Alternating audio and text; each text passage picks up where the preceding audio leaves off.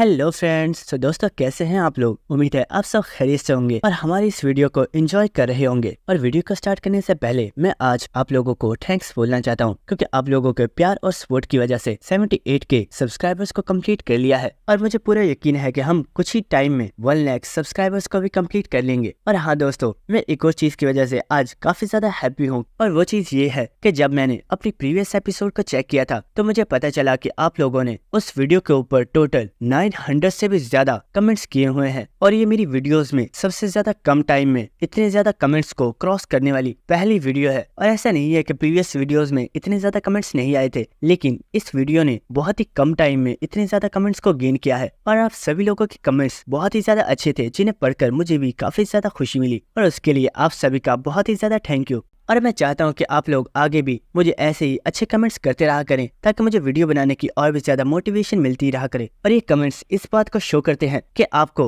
हमारी ये सीरीज कितनी ज्यादा पसंद आई है। और दोस्तों, इसी के साथ मैं आप लोगों को बता दूं कि आप में से जितने भी लोग नए हैं उन लोगों को शायद इस बारे में पता नहीं होगा, लेकिन हमारे चैनल के ऊपर जिन भी सीरीज को स्टार्ट किया जाता है वो तमाम वो सीरीज होती है जो कि बहुत ही ज्यादा बैडेस्ट और न्यू सीरीज है। और दोस्तों, आप में से काफी ज्यादा लोग ये कमेंट करके कह रहे होते हो कि मेरी वीडियो बहुत ही ज्यादा लेट आती है। तो यार, इसका रियल रीजन ये है कि मैं एक कॉलेज स्टूडेंट हूँ और कॉलेज की स्टडीज की वजह से मुझे वीडियो बनाने के लिए टाइम नहीं मिलता है। लेकिन जब भी मुझे फ्री टाइम मिलता है मैं फौरन से वीडियो बनाने के लिए बैठ जाता हूँ, और मैं यही कोशिश करता हूँ कि 4 से 5 दिन के अंदर एक वीडियो कंप्लीट कर लूँ। लेकिन आप में से काफी ज्यादा लोगों को इस बारे में नहीं पता कि हमारा एक सेकंड चैनल भी मौजूद है, और उस चैनल के ऊपर रेगुलर वीडियोस अपलोड की जाती है। और उस चैनल के ऊपर मैं जिन सीरीज को एक्सप्लेन कर रहा हूँ वो भी हमारे मेन चैनल की तरह बहुत ही ज्यादा बैडेस्ट और कूल है, और वो भी आपको काफी ज्यादा पसंद आएंगी। तो उन्हें भी चेकआउट जरूर करना, और उन सभी का लिंक मैं डिस्क्रिप्शन में डाल दूंगा। तो चलिए वीडियो को स्टार्ट करते हैं।